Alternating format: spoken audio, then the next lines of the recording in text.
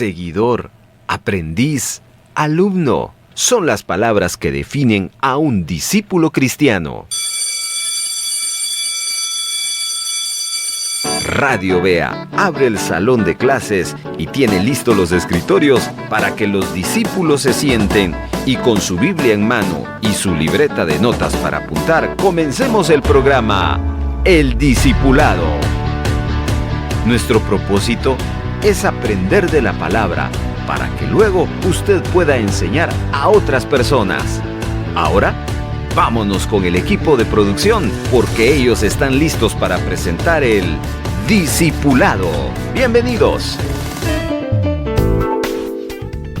Abrimos nuestras Biblias en el Salmo 150 y vamos a tener con el equipo una lectura más de este bello salmo utilizando una versión, la versión La Palabra.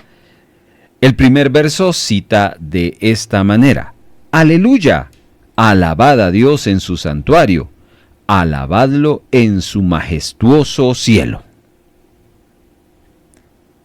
Alabadle por sus proezas, alabadle conforme a la muchedumbre de su grandeza. Alabadlo al son de trompetas, alabadlo con cítara y arpa. Alabadlo con danza y pandero, alabadlo con cuerdas y flautas. Alabadlo con címbalos sonoros, alabadlo con címbalos vibrantes. Que cuanto respire, alabe al Señor. Aleluya. Es una alegría acompañarle en este viernes y darle una cordial bienvenida al programa El Discipulado. En estos 60 minutos Dios nos va a enseñar más de su palabra en el estudio de los Salmos. Ya usted está escuchando que vamos a seguir estudiando el Salmo 150. Estamos en la tercera temporada del Discipulado, preparando nuestra mente y nuestro corazón, porque vamos a aprender. Bienvenidos. Entendiendo los salmos. Bueno, la semana pasada aprendimos que aleluya es reconocido en la tierra, pero también en el cielo. Los ángeles saben a quién deben darle aleluyas y honras. Aleluya significa alabado sea Dios. Una cosa más que aprendimos es que a los salmos que tienen la palabra aleluya al principio y al final, o al final se les dice aleluyáticos. También aprendimos que la alabanza debe ser solo para Dios, y así lo vemos en el Salmo 150. Toda gloria y todo reconocimiento debe ser solo a Dios. Aleluya se pronuncia también de la misma manera en diferentes idiomas. Es interesante aprender de la palabra del Señor y estamos aprendiendo, entendiendo los salmos, los más conocidos.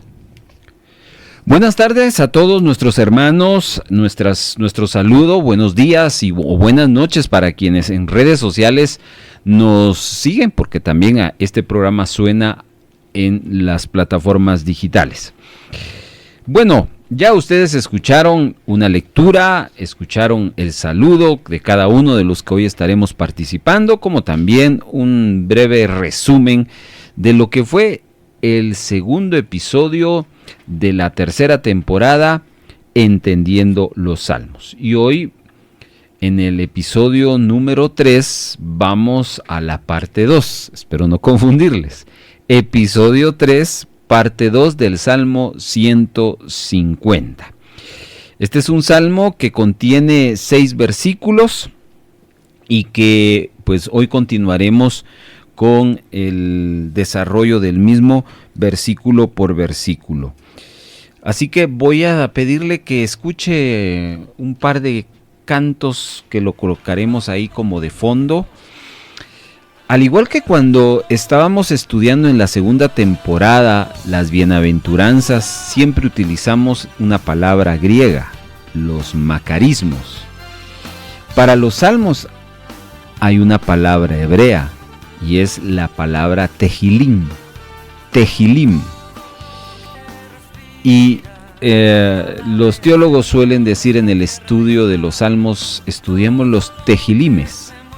Tehilim es la palabra hebrea que traduce salmo, y eso en su significado es alabanza. Alabanza. Salmo significa alabanza porque en hebreo Tehilim significa alabanza. Ok. Pongamos un poquito de volumen ahí en controles. Escuchen. Alábale en su santuario. Verso 1. Por la majestad de su firmamento. Sigue el verso 1. Alábale por sus proezas. Verso 2. Y por todas sus grandezas. Ahí está. Ese es uno de los tantos cantos que se han compuesto pensando en el Salmo 150. Y no solo son los modernos, también hay muy antiguos. El pasado estudio escuchamos por ahí una sugerencia, un par de sugerencias. Escuchen este. A nuestro Dios en su santuario. Verso 1. Por la hermosura de su cielo. Decía el verso por 1. sus proezas alabadle a él. Verso 2. Alabadle por la grandeza de su nombre, con el sonido de bocina. Ahí ya se trasladó al verso 3. Salterio y arpa a la vez, cantar. Alabadle con el alegre pandero. Y así podemos ir pues viendo que muchos cantantes, músicos, compositores, arreglistas han tomado como referencia el libro de los Salmos para desarrollar producciones como las que hoy hemos escuchado. Entonces, hoy quiero invitarle a que se una con nosotros a la segunda parte de este estudio del Salmo 150 y vamos a una pequeña pausa y al regresar nos involucramos al desarrollo de la parte 2, Salmo 150. Un simpatizante del Evangelio vive de sus emociones. Un discípulo de Cristo vive de convicciones. Está escuchando El Discipulado.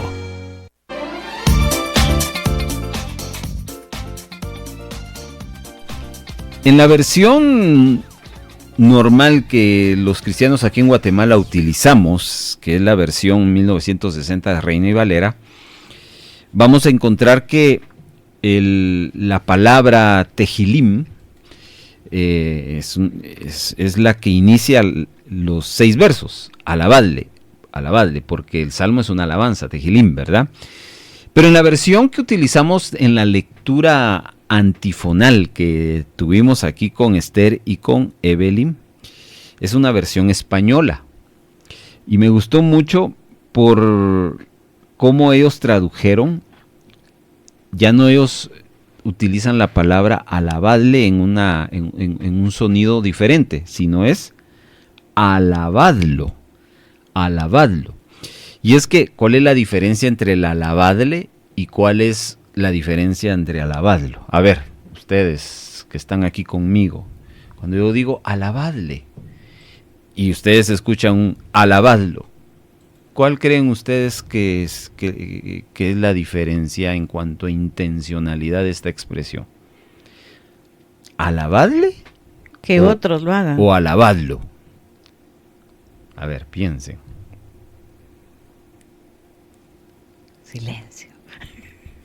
El alabadle es una invitación, pero el alabadlo es una orden. Alabadlo no. Está afirmándolo. Alabadlo. No nos está invitando. El alabadle sí nos está invitando a hacerlo. Alábenle. Sería en nuestra expresión latina. Alabadle. Pero en la versión La Palabra, que es, repito, una versión española, ya no lo traduce en una tonalidad de invitación, sino lo traduce en una tonalidad de orden. ¿Cuál es la correcta? Las dos. Las dos. Pero yo me quiero quedar con esta última, alabadlo, como un llamado, una orden. Pues es precisamente en los 6 versículos que existe la orden de alabar al Señor. Y la primera orden, que es en el verso número 1, o si usted quiere tomarlo como la primera invitación, tiene que ver en el lugar donde se debe de alabar al Señor. Lo hablamos la semana pasada. Y dice el verso 1 que hay que alabarlo en su santuario. Eso dentro del contexto judío era muy lógico, porque solo había un lugar para alabarle. El tabernáculo en el tiempo de Moisés y toda esa transición, hasta que aparece el templo de Salomón, ¿ya? Entonces el judío entendía, el israelita entendía que ese era el lugar de adoración. Había una diferencia entre hacerlo en otro lugar y ese, para el israelita, sí. Por eso David escribía mucho: yo prefiero estar un día en tu presencia que 1000 fuera de ellos. En sí no está hablando de la presencia del Señor, sino se está refiriendo al lugar donde estaba la presencia del Señor. Él prefería estar un día en el santuario, en el templo, en la casa del Señor, que irse de vacaciones 1000 días y no poder estar en la casa del Señor. Entonces David tiene esa dinámica que hoy anhelamos de todo corazón, que los cristianos de este tiempo pensemos el entusiasmo y la emoción, la convicción, la fe, el deseo profundo, la pasión que deberíamos de generar con todo lo que nos vincula con Dios, ¿ya? Pero a veces esa pasión, esa emoción, le damos más a lo otro que a lo que vincula con Dios, ¿verdad? Por ejemplo, nos dicen, vamos de vacaciones, y nos dicen, vamos al ayuno. ¿Ya? Solo por ejemplificar, que a veces nos entusiasmamos más para las cosas terrenales que para las cosas espirituales. El israelita, cuando le decían, vamos a ir al santuario, al templo, eso era de felicidad. Recuérdense de que inclusive el israelita no entraba y no gozaba del privilegio de disfrutar de esa dinámica de el lugar santo, el lugar santísimo. Ellos solo, el israelita común, hasta donde aspiraban era el atrio del templo. Pero ahí se gozaban ellos y lo disfrutaban porque ahí presentaban los sacrificios, etc. Solo los sacerdotes podían entrar al lugar santo. Y el sumo sacerdote al lugar santísimo una vez al año. ¿Ya? Entonces, David o el salmista acá está diciendo, cuando yo pienso en el santuario, en el templo, lo primero que evoca de mí es una alabanza. Voy a ir a alabarle. Entonces hay varios salmos que respaldan. Por ejemplo, el Salmo 100, en uno de sus versos dice, cuando voy a entrar al templo, voy a entrar con acción de gracias por sus atrios, con alabanza. Ya. Entonces, hablamos que en nuestro tiempo ya no es así. En nuestro tiempo Jesús trajo una reforma y puso mejor el asunto. ¿Ya? Y hoy vamos a aprender algo bien interesante, porque David, o el salmista que está escribiendo el Salmo 150, va a dar una declaración como adelantándose al tiempo. ¿Ya? Porque en el episodio anterior hablamos de esa conversación de Jesús con la mujer samaritana, porque la mujer samaritana le dice, le cuestiona a Jesús cuál era el lugar correcto de adoración. Y señaló correctamente el templo. Ustedes dicen que en el templo. Por razones de pleitos políticos, los samaritanos no podían accesar al templo, hicieron su propio lugar de adoración, que era un monte. Jesús le dice, ni en uno, ni en otro. O sea, automáticamente Jesús ya estaba en esa reforma diciéndoles, ahora ya no va a ser en el templo como ustedes, en el tiempo que han estado viviendo, están acostumbrados. Ahora la adoración no consiste en un lugar específico, sino consiste en una actitud, en espíritu y en verdad. Y hablar de eso es hablar muchísimas cosas que no nos gustaría hacerlo, pero no interrumpiríamos el proceso de eso. Ahora, adelantemos la segunda expresión. Vayan ustedes al Salmo 150 en la versión Reina y Valera, por favor, porque esa es la que vamos a utilizar para ir dando los detalles de este capítulo. Hay una segunda frase en el Salmo 150 después de santuario. ¿Lo tienes, Esther? ¿Cuál es la segunda frase del verso 1 de Salmo 150? Alabadle en la magnificencia de su firmamento. Ok, en la magnificencia de su firmamento. Aquí es donde el salmista está teniendo, aquí es donde uno entiende cómo es que Dios hace esa fusión entre la realidad del escritor, pero también la inspiración divina. Porque para el escritor, el salmista, el lugar de adoración era el santuario. Pero la inspiración de Dios en ese salmo le dice, pon ahí que también hay que alabarle en la magnificencia de su firmamento. Le pone un segundo lugar. Entonces, en la versión La Palabra, dice la siguiente expresión. Esa que acaban de escuchar de Esther, lo dicen de la siguiente manera. Permítanme ustedes, porque aquí lo estoy buscando. Dice de la siguiente manera. Escuchen. Dice, ok, no es acá, es acá. Ahí estamos. Dice esta versión, alabadlo en su majestuoso cielo, en su majestuoso cielo, alabadlo en su majestuoso cielo. A diferencia de la Reina y Valera, en la magnificencia de su firmamento, la versión La Palabra habla del majestuoso cielo. Ese es el segundo lugar de adoración. Ahora, ¿a qué cielo está refiriéndose? Porque para el que no sabe, la Biblia habla de 3 lugares en cuanto a el concepto cielo.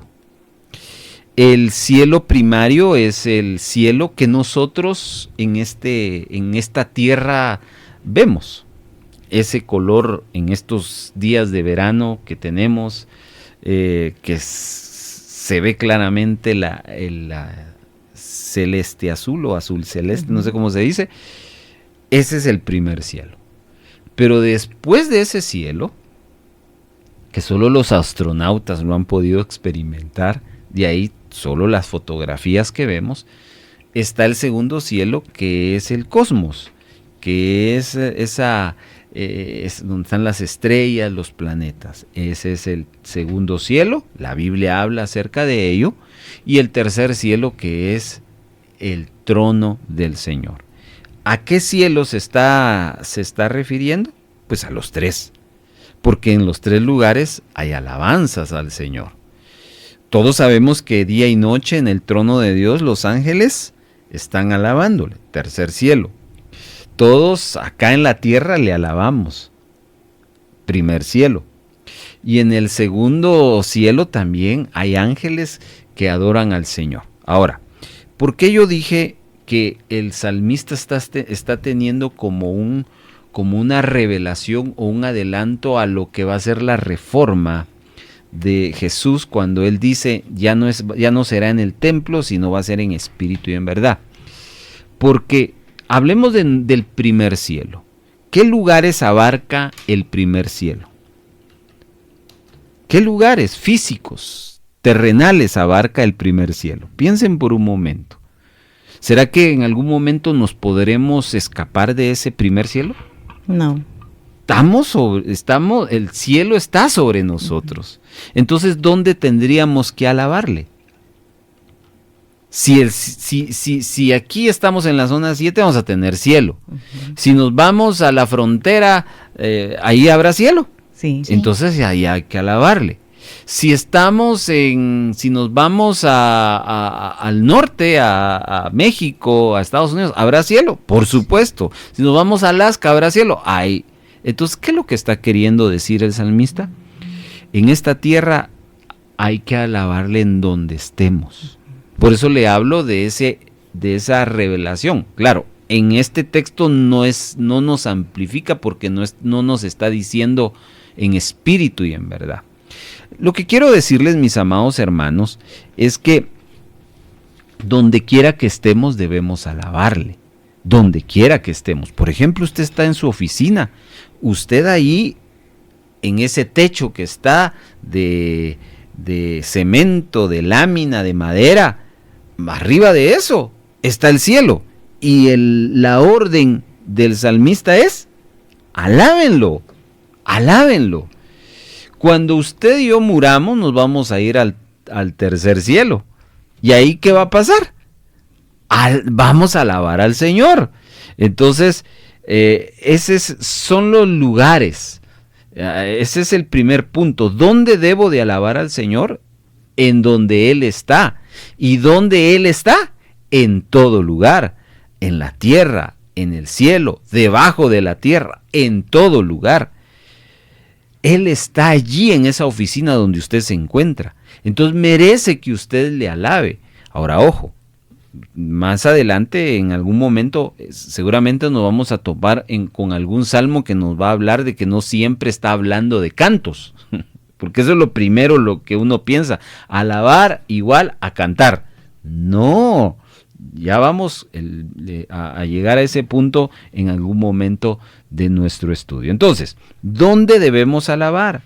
Debemos alabar donde está la presencia de Dios. ¿Y dónde está la presencia de Dios? En todo lugar.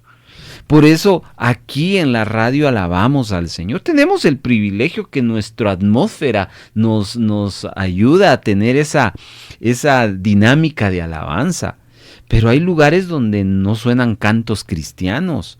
Hay gente que cuando regresa a su casa es el único creyente en el entorno de su familia, y lo que suena es otro tipo de música. Y ahí hay que alabarlo, porque ahí está Dios. Y eso es lo que está queriendo decir el salmista. Alaben a Dios en su santuario, alábenle en la magnificencia de su firmamento, la extensión de los cielos. Y aquí hay un par de ejemplos que quiero yo referirme a esta verdad de la magnificencia de su firmamento. ¿Se recuerdan ustedes de la historia de Moisés?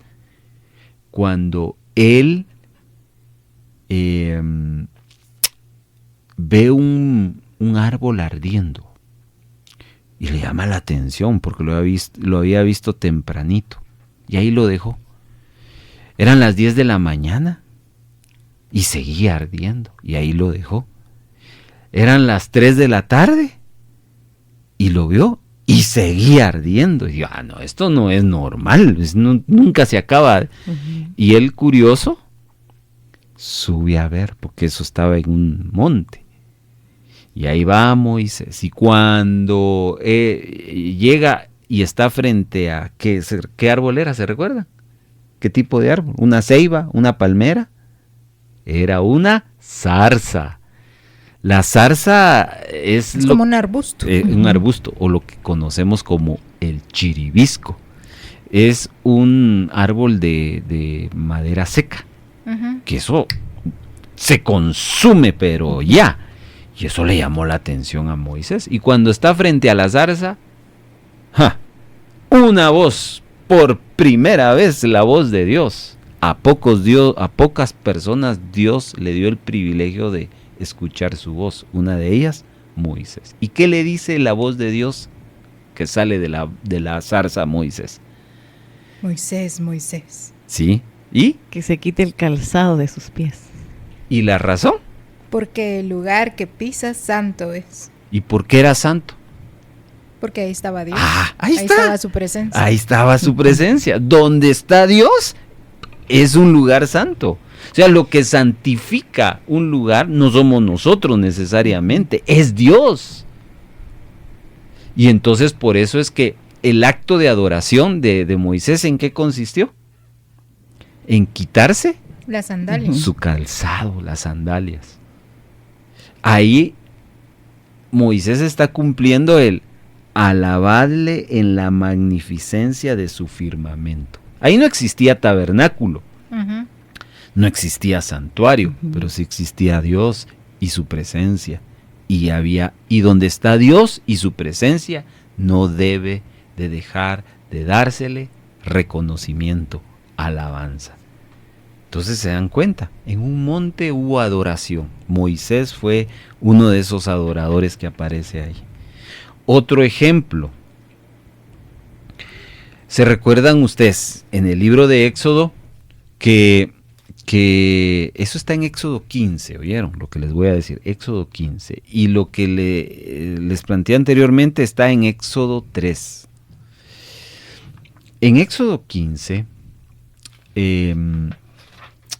ocurre uno de los, para mí, uno de los milagros de la naturaleza más extraordinarios de la Biblia. Que el mar se abra. Eso es inexplicable, inimaginable.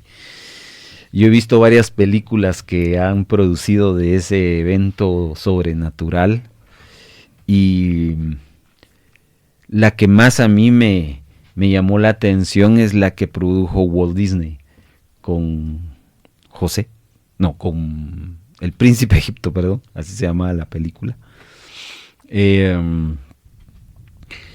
Era una película animada donde se da el milagro de que el mar rojo se abra.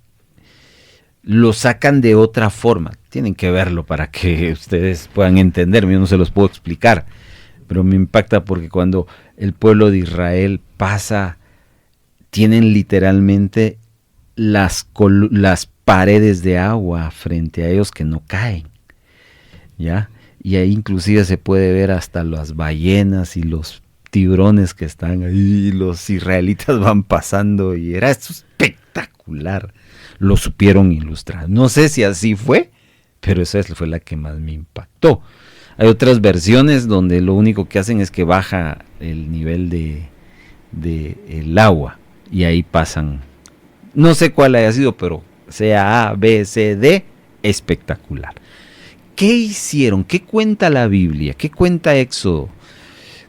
Cuando llegaron al final del otro lado del Mar Rojo y vieron que ya venía Faraón con todo el ejército, dice que las aguas retornaron otra vez y murieron los egipcios. Y así dice literalmente, nunca más volvieron a ver a los egipcios. Seguidamente hubo un acto, el acto donde agarra María un pandero y se pone a tejilim, se pone a alabar al Señor. Pregunto, ¿dónde sucedió eso? En el desierto. En el desierto. No había santuario, no había templo, lo único que había era la magnificencia del firmamento, la extensión de los cielos. Y por eso es que esa alabanza fue recibida. Hasta ahí está lo que el pueblo de Israel, encabezado por María, proclamaron en esa alabanza. Un último ejemplo. En Éxodo, me quedé en Éxodo, no, ahora nos vamos al Nuevo Testamento.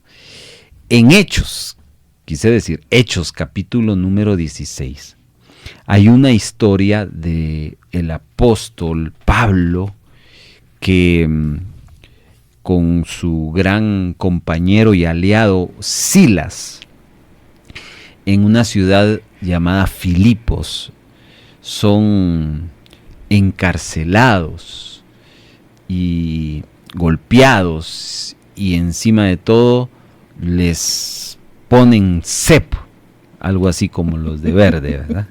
Andamos de verde.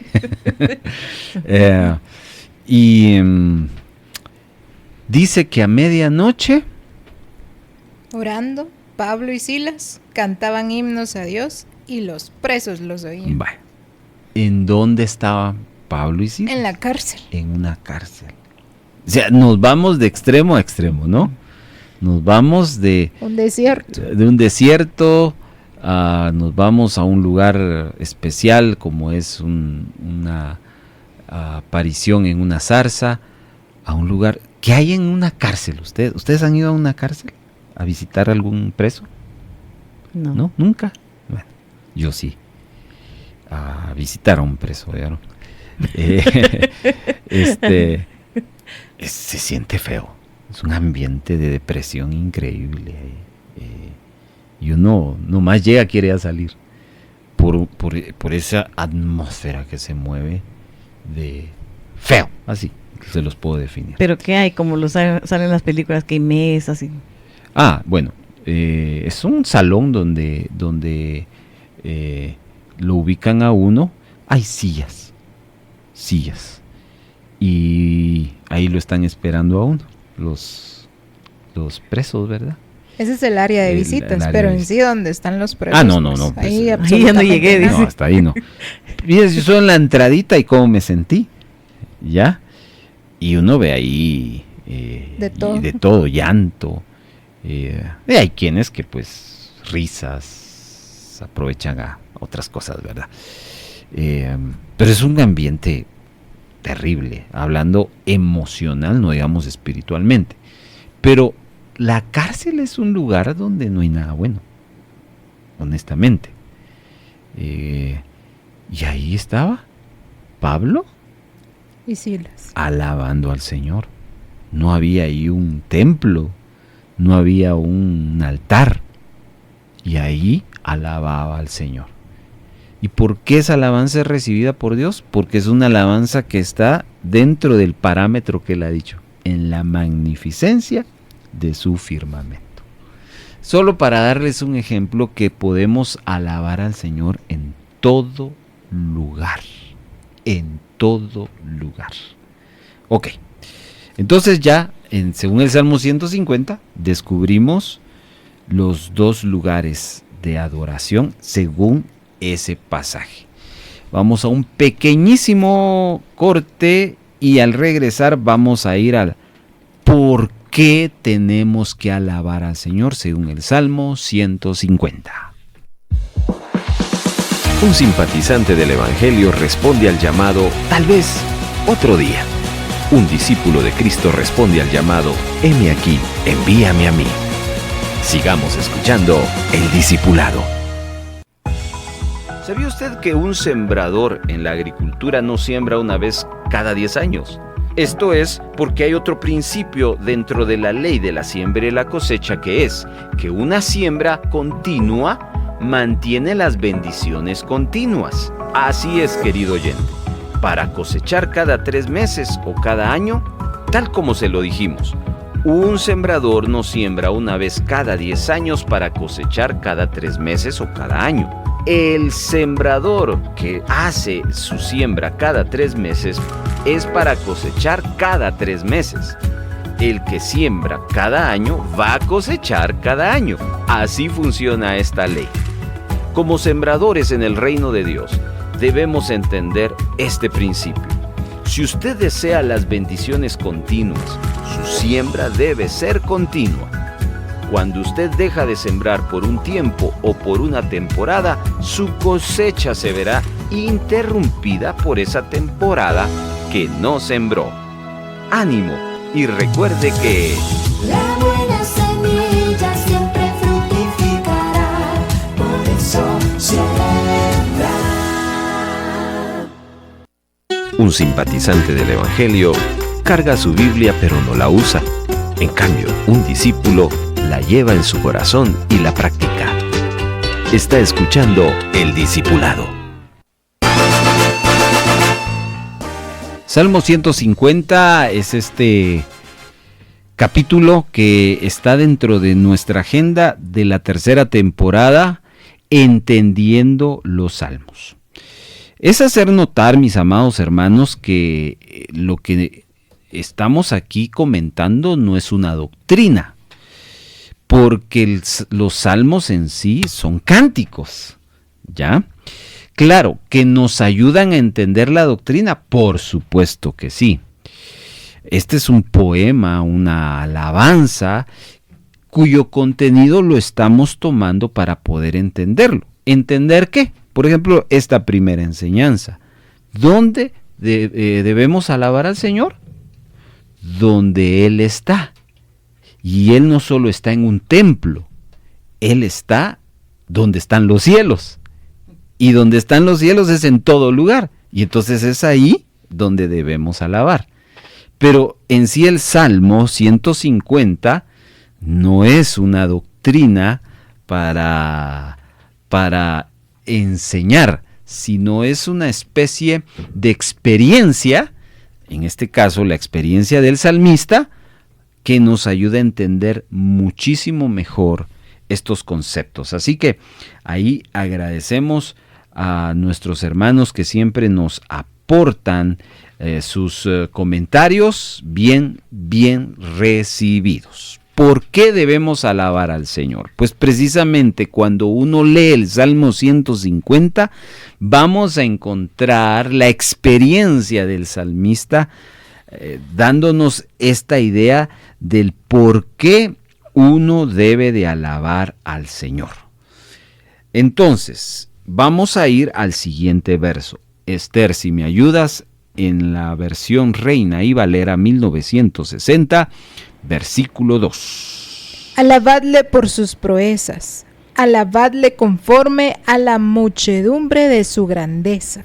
Dos palabras aquí que hay que ponerle atención en este verso que nos van a ayudar a entender o nos van a dar dos motivos. No es que existan solo dos razones, hay muchas razones. Y el mismo versículo nos va a hacer entender cuando vamos a los detalles. La primera palabra es la palabra proezas. Esa palabra es una palabra hebrea que es geburá, que significa hazañas. Las hazañas o los hechos podría ser otra forma de entender esa palabra hebrea geburá, que es traducida en esta versión como proezas. Entonces yo pregunto, ¿Dios tendrá hazañas? Vayamos a la Biblia. Y antes de ir a la experiencia personal, vayamos a la Biblia. A ver, Esther, yo te hablaba les hablaba acá de una de las hazañas que a mí más me impactan en el Antiguo Testamento. Esa hazaña de partir el mar en dos. Eso no lo vas a encontrar en ningún otro. Esa es una hazaña. La hazaña es algo que impacta. La hazaña es algo que nadie más lo ha hecho. Por ejemplo, tanto se aplaudió una hazaña de un guatemalteco que ganó la primera medalla olímpica de Guatemala en toda la historia de los Juegos Olímpicos. Solo un guatemalteco, y por eso se le convierte en una hazaña. Entonces recuérdense, la palabra hazaña es algo que detona algo grande, algo que es inigualable. En la Biblia hay mucho más manifestaciones de las hazañas de Dios. Yo le cité la del Mar Rojo. Por ejemplo, de todos los milagros sobrenaturales, cuéntale ahí una de las hazañas que más impacta y que puedes leer en la Biblia. Las plagas de Egipto. Las hazañas de Egipto en cuanto a las plagas. Eso es extraordinario también. Sí. Imagínense ustedes que como egipcio yo, que vaya y quiera abrir el chorro de mi casa y en vez de agua salga sangre. ¡Hala! Que yo tuviera mi cantimplora, ¿ya? Y que la abriera y sirviera y saliera sangre. No, y luego cómo murieron los primogénitos, ¿no? Bueno, esa es otra de las hazañas. Y no digamos pues la plaga de moscas, de langostas, de ranas. Impresionante. De piojos. Voy a ir a bañarme al río. ¿Qué es lo que encontraba? Sangre. Bueno, otra hazaña que puedas recordar del poder de Dios en la Biblia, que no sea el mar rojo y las plagas. Jonás, cuando se lo tragó la ballena. Porque no fue, como decimos, molido. Muy bien. Ujú. Ese es quedó un vivo. muy buen detalle, porque Jonás no fue comido por la... Exacto. Solo fue tragado. Se lo tragó. ¿Y ¿Y quién ya se de...? imaginan vivir, o sea, estar dentro de un estómago de un pez? Ah, Ujú. Una cosa... como que si a usted le gusta el pescado, creo que ahí hubiera gozado estar, ¿verdad? Pero no, vamos al hecho de que Ujú. el Señor tenía el control del sistema digestivo de ese gran De ese pez. pez. Exacto. ¿Ya? Ujú. Ajá. Pues Salió tantas vivo. hazañas. Sí, luego Noé, ¿no? Construir un gran barco. Un gran barco y que viniera el diluvio y el agua llenara toda la tierra. Otra Y de no las... había tanta tecnología como ahora. Exacto. Es algo así como que le dijera a Dios a Evelyn construye y te diera un modelo que nadie conoce, de algo que nadie conoce, de algo que nada existe. Y que tú sos la primera en que Lo va a lo fabricar. va a fabricar. Ni Einstein ha hecho eso, ni Steve Jobs, ni nada de los grandes hombres inteligentes. Entonces todos se burlarían de tu diseño, Ujú. ¿ya? Pero eso fue una gran hazaña, Ujú. ¿ya? Bueno, y qué decir de la hazaña de la resurrección de muertos, ¿verdad? Eso es algo extraordinario. Ahora, eso lo dice la Biblia. ¿Será que Dios tendrá hazañas en mi vida? En la vida de Evelyn y en la vida de Esther. Sí. En su vida, mi amado hermano. Tiene usted la lista de hazañas. Acuérdese, una hazaña, algo que a usted le haya dicho, wow, esto nunca me había ocurrido. Pues esa es una de las muchas razones por las cuales en la experiencia de este salmista dice, si vamos a alabarle, fácil, ve las hazañas que hasta dónde Dios te ha llevado. Esa es una razón. La segunda palabra que hay que ponerle atención a este salmo, a este verso, es la palabra muchedumbre de su grandeza. Esa palabra muchedumbre es una palabra hebrea que es rob y habla de número de cualidades. Entonces, ¿qué es lo que está queriendo decir esta expresión? Que debemos de alabarle con el número de cualidades que hacen grande al Señor. A ver, yo quiero lanzar a la general una pregunta. Si yo le digo a usted, dígame las cualidades de un alimento, por ejemplo, de un buen asado.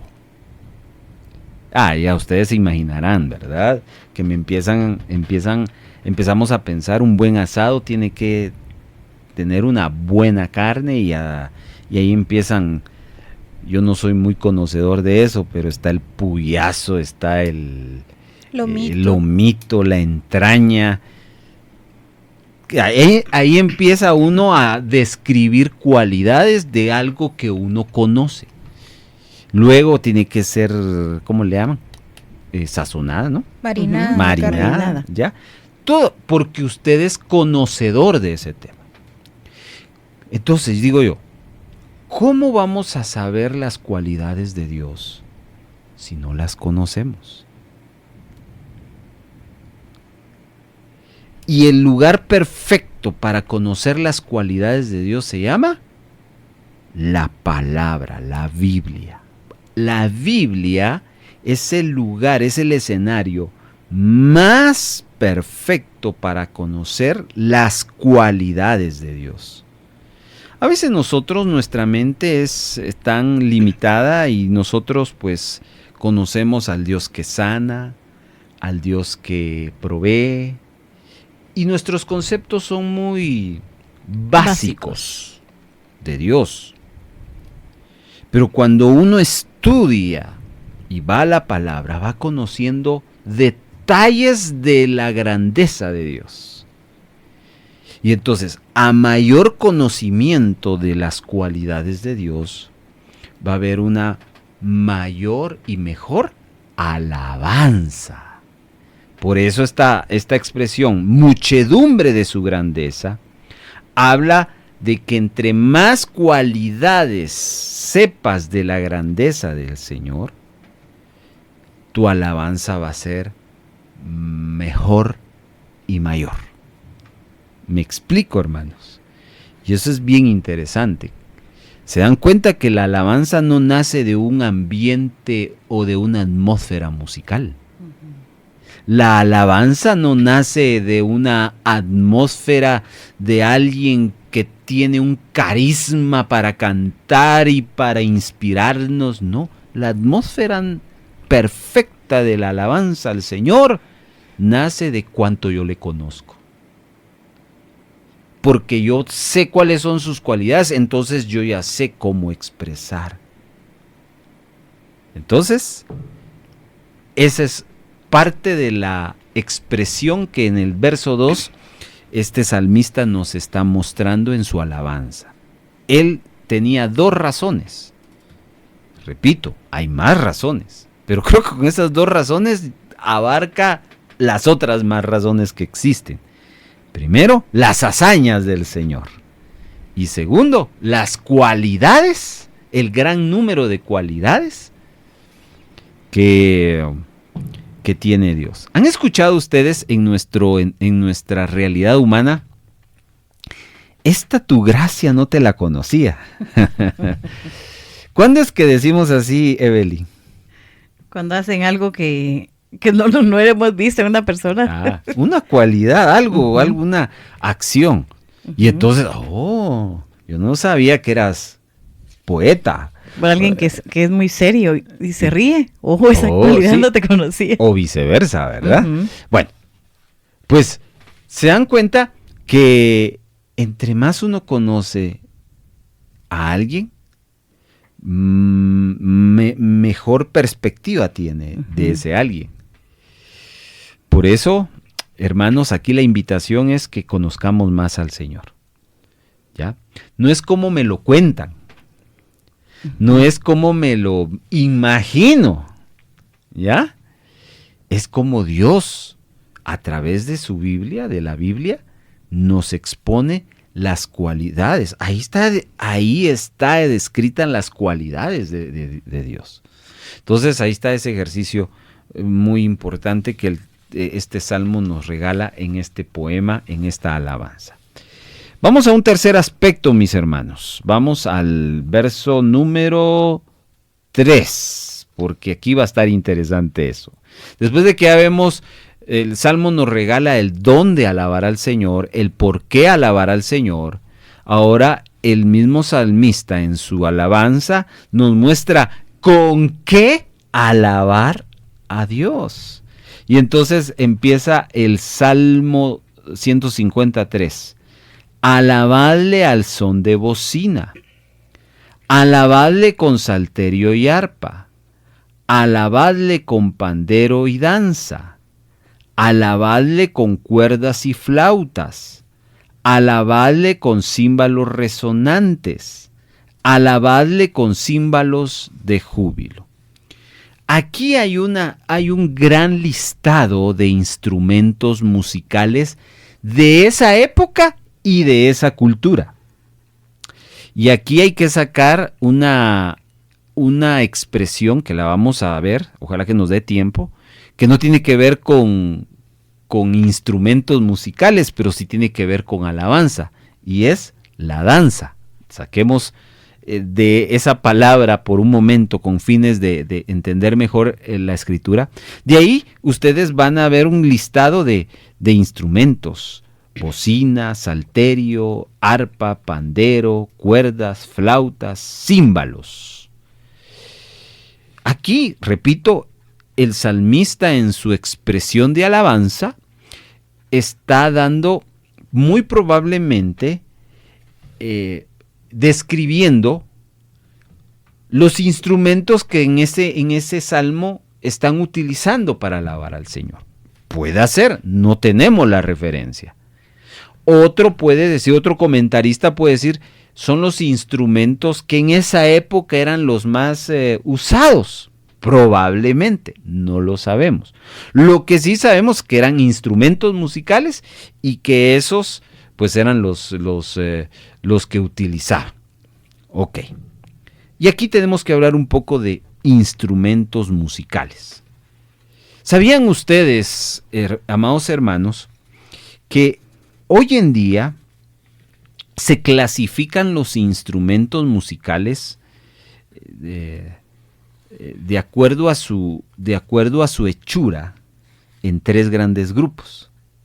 Están los instrumentos de cuerda, los instrumentos de viento y los instrumentos de percusión. Esa es la familia de instrumentos musicales. ¿Y qué les parece que miles de años antes que se diera esta clasificación, ya aquí en estos versos 3, 4 y 5 ya están metidas esa clasificación? Años más tarde, en el año de 1914, oficialmente un músico llamado Kurt Sachs y Eric Morse, fueron 2, crearon una clasificación universal de instrumentos musicales, ya no por su material, sino por su función, y pusieron los aerófonos, solo le estoy dando referencias, los cardófonos, los idiófonos, los membranófonos, nombres extraños. Pero lo más impactante es que cuando el salmista en estos 3 versículos, ahí estaban esos instrumentos. Y uno dice, ¿cómo es que el Señor en esa inspiración, en este salmo, ya estaba abarcando todos los instrumentos, aunque no existían? Está abarcando estos 3. Claro.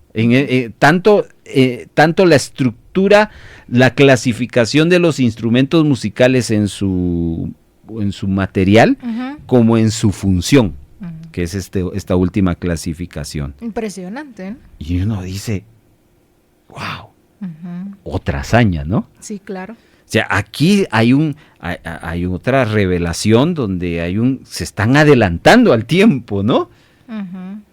Aquí nosotros leemos salterio, arpa, bocina, cuerdas, flautas, címbalos, pandero. Pero cuando un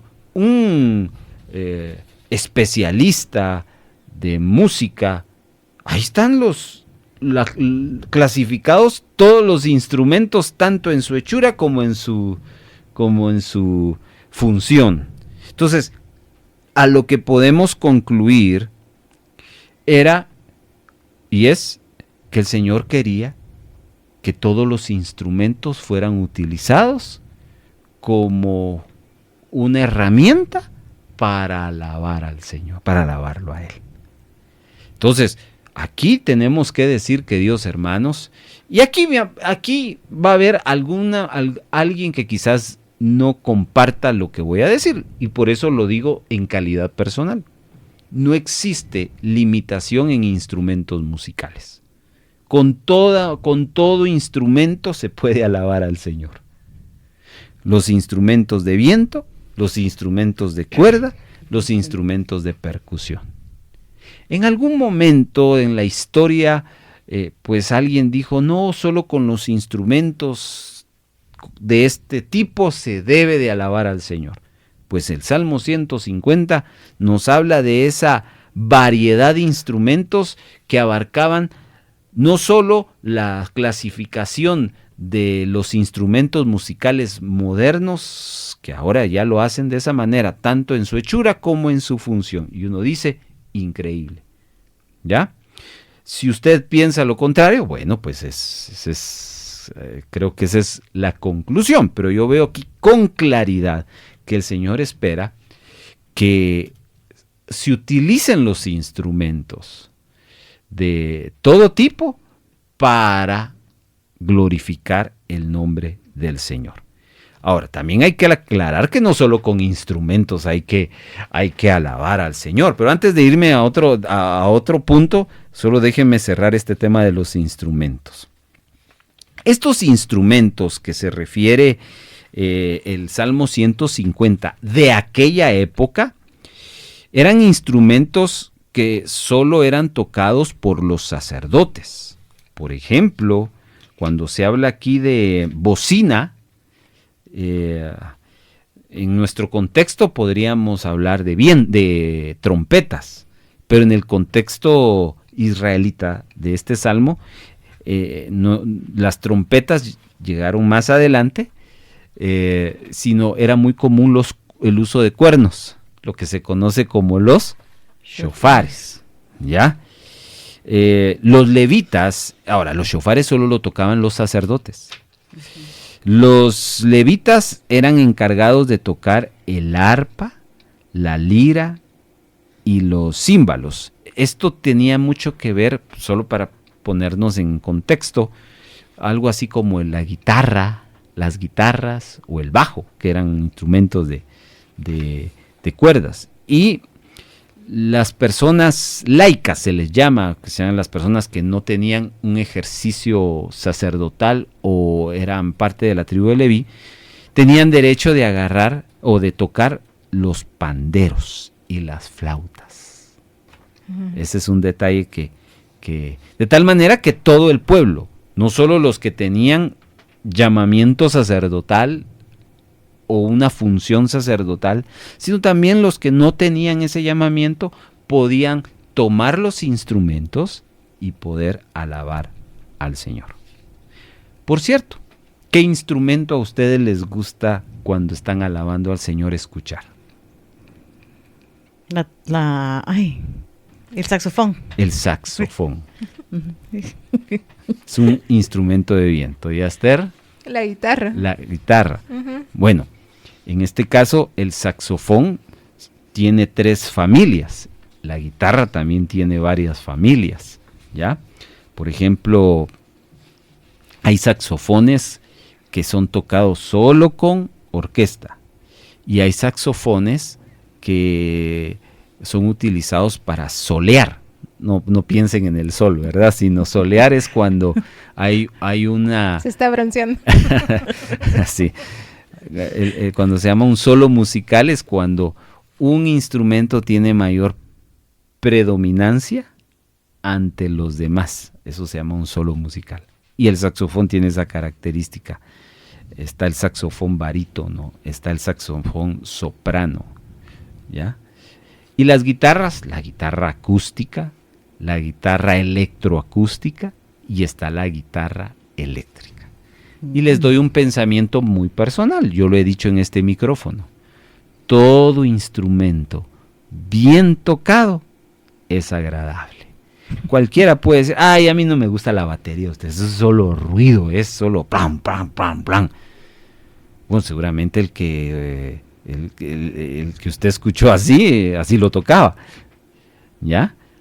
Pero aún una batería, saben ustedes que las baterías se afinan, y se afinan conforme a las notas, ¿ya? Así como una guitarra se afina, un piano se afina, ¿ya? Las baterías se afinan. Tal vez escucho una batería desafinada, o alguien que no tenía la expertise para tocar una batería. Aún los címbalos, que eran esos platillos, chash, chash. Eso en una orquesta tiene su lugar y tiene su momento, ¿ya? Por ejemplo, aquí dice címbalos resonantes y címbalos de júbilo. ¿Cuáles son esos? Ahí se está refiriendo a un instrumento en 2 ocasiones diferentes.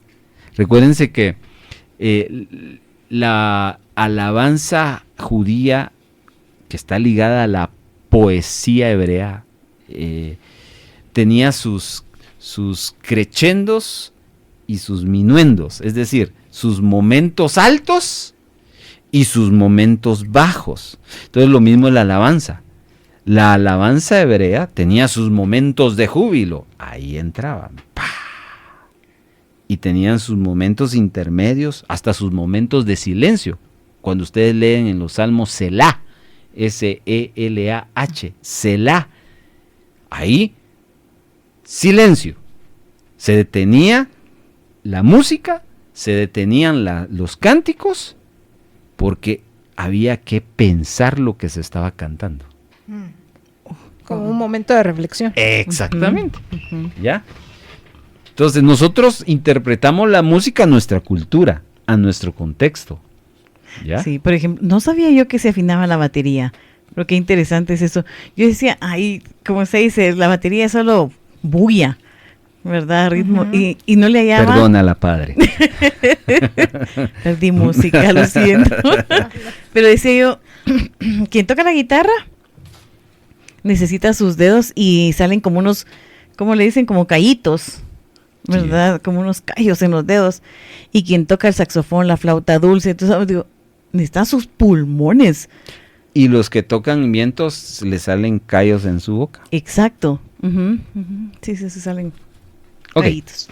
Bueno, todo esto es porque los instrumentos son parte de la alabanza al Señor, del tejilim del Señor. ¿Y qué tipo de instrumentos? Pues ahí yo lo veo con claridad. Aquí vemos la clasificación universal de todos los instrumentos: vientos, cuerdas, percusión, los aerófonos, los cordófonos, los idiófonos y los membranófonos. ¿Ya? Y los verdófonos. Sí, esos somos nosotros. Vamos un pequeñísimo cortecito y vamos al cierre de este Salmo 150, parte 2. Un simpatizante del Evangelio se desanima fácilmente. En cambio, un discípulo de Jesucristo persevera hasta el fin. Sigamos aprendiendo en el discipulado.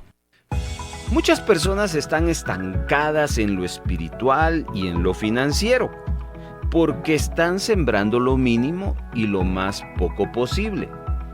A muchos les pesa dar para la obra de Dios, ya que esto lo ven como un desperdicio o un gasto. Pero si como iglesia queremos ser bendecidos, necesitamos elevar a otro nivel más alto nuestra siembra. Los creyentes quieren ver una iglesia grande, avivada, llena de milagros, de almas, pero hacen lo mínimo al orar, al ayunar, al leer la palabra, al evangelizar. No podemos ver un gran avivamiento si no estamos dispuestos a pagar el precio. Necesitamos mucha oración, necesitamos mucha búsqueda. Y es bien importante entender que nuestras finanzas no mejorarán si nuestras siembras económicas no mejoran. Este es un principio de la ley de la siembra y la cosecha. Su siembra determinará la cosecha. La buena semilla siempre fructificará, por eso siembra.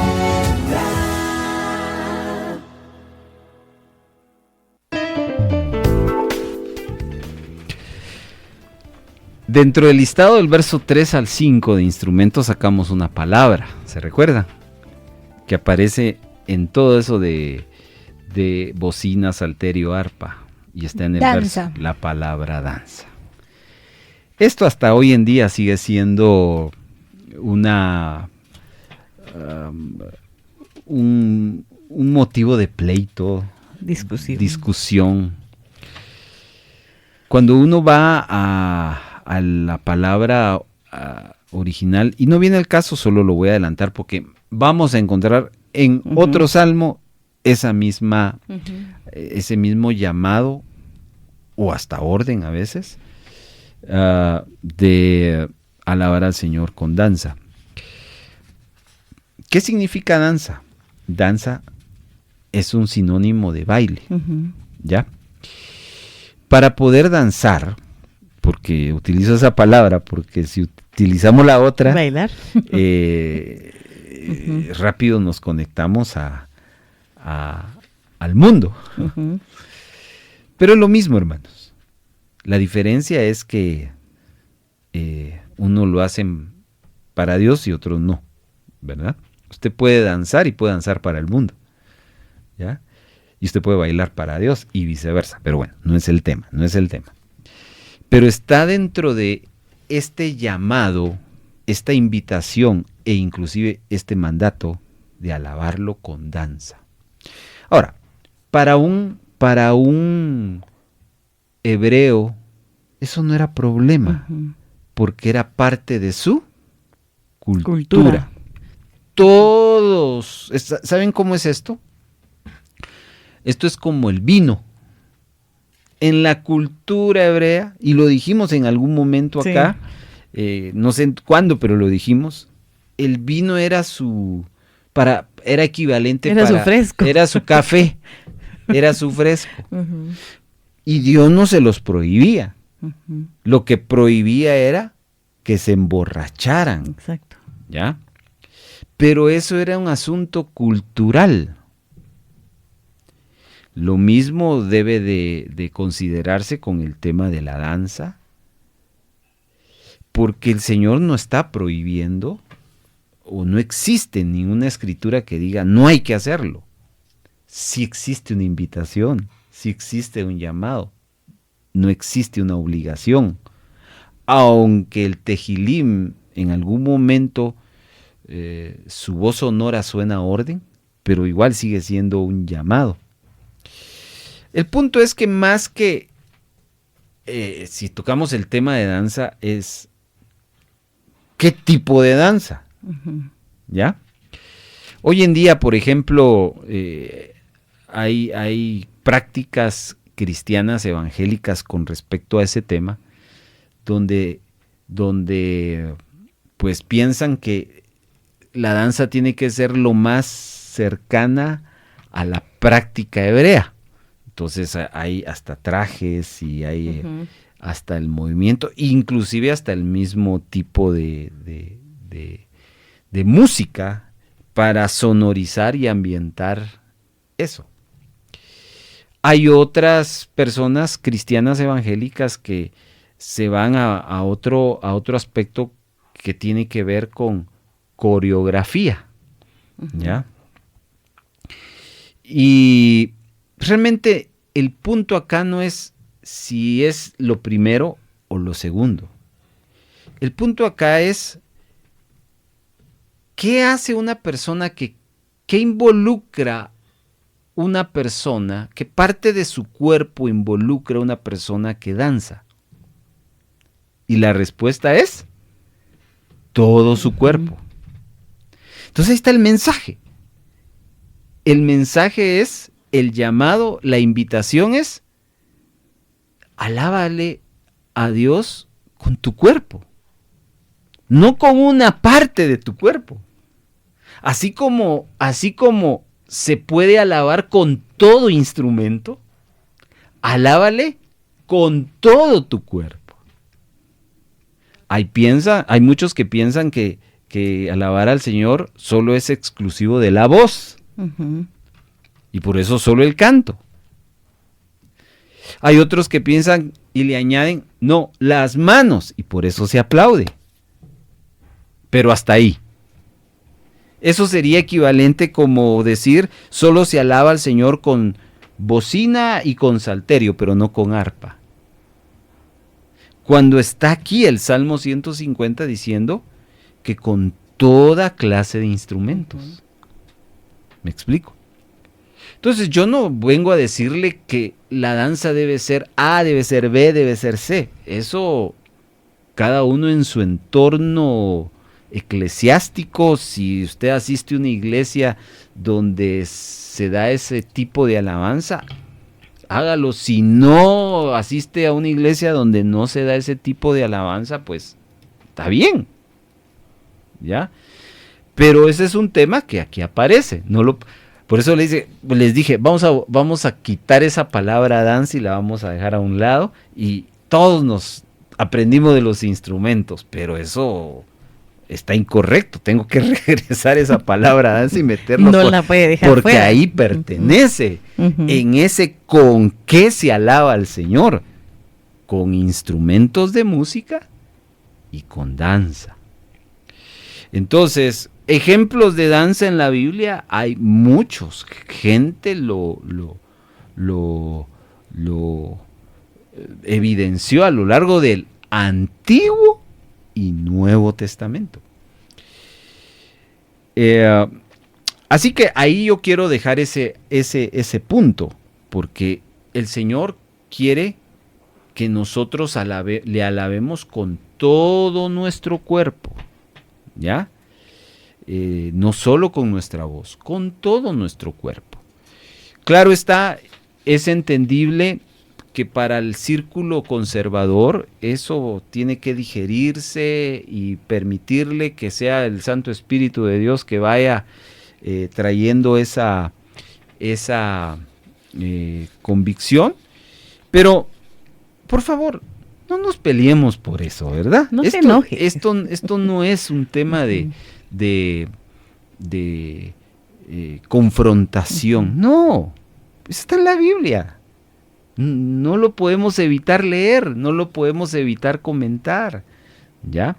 Lo que sí es cierto es que si nos enfocamos en Dios, ahí se terminó la diferencia, ¿ya? Acuérdese, la mujer samaritana ya venía con la espada desenvainada. ¿Ustedes dónde dicen que adoran al Señor? Tranquila, le dijo el Señor, ¿verdad?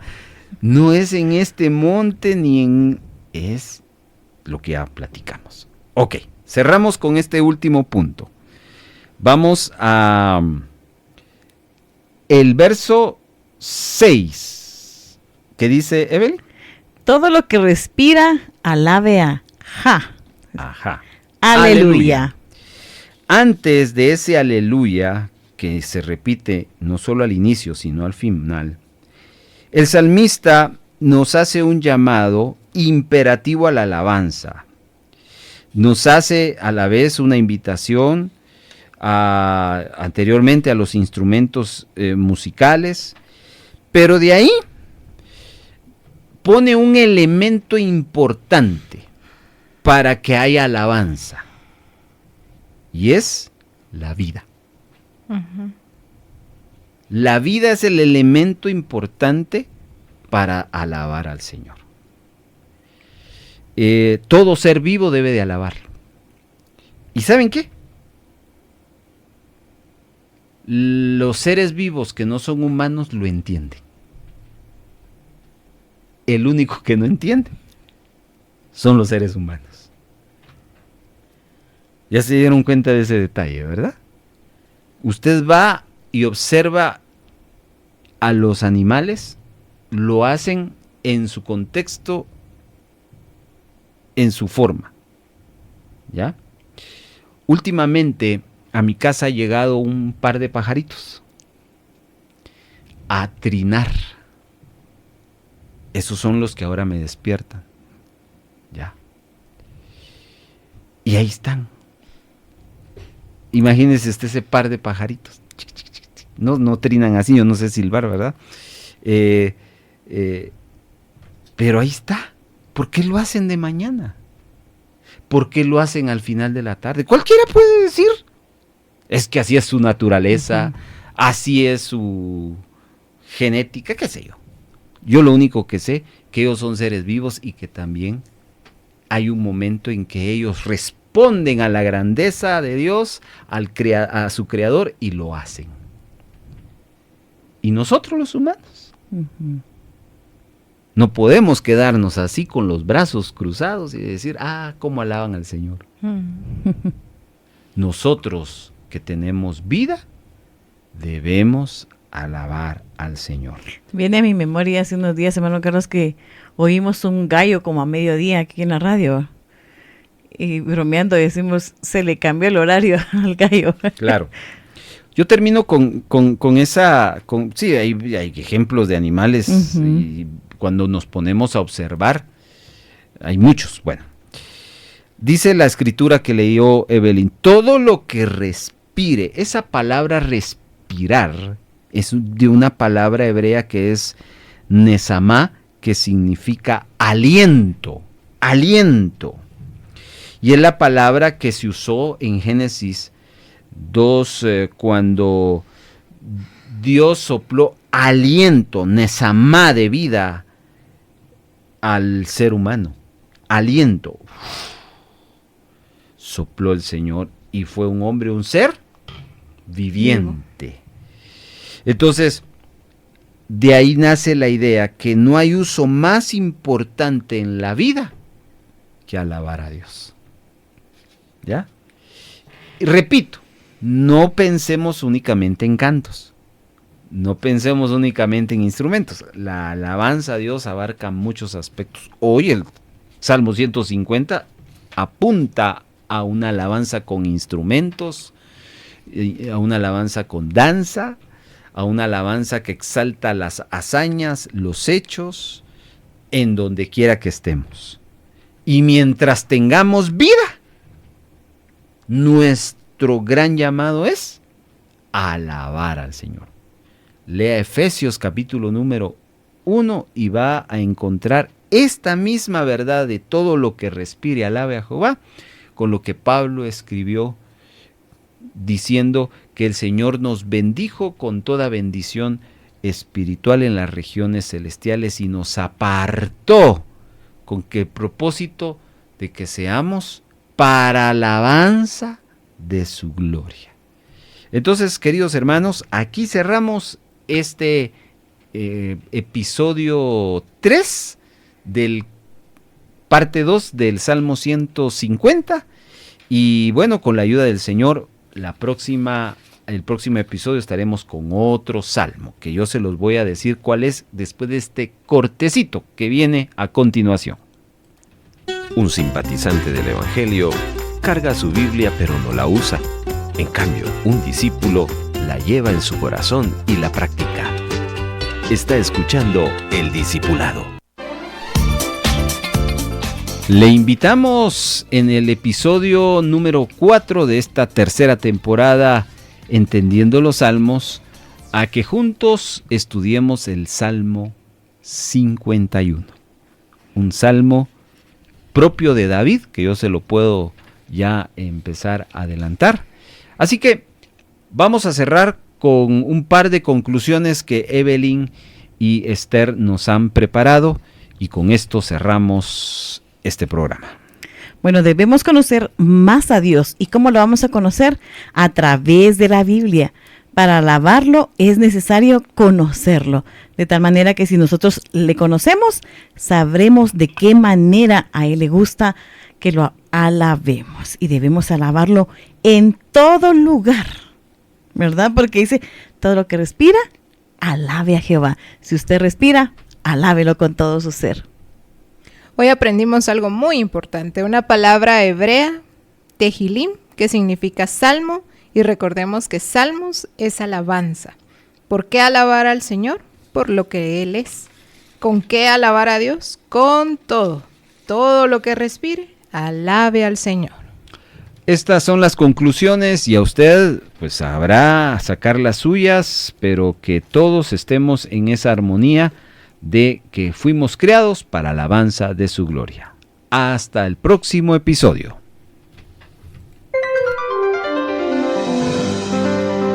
Esta fue una presentación del equipo de producción de Radio Bea.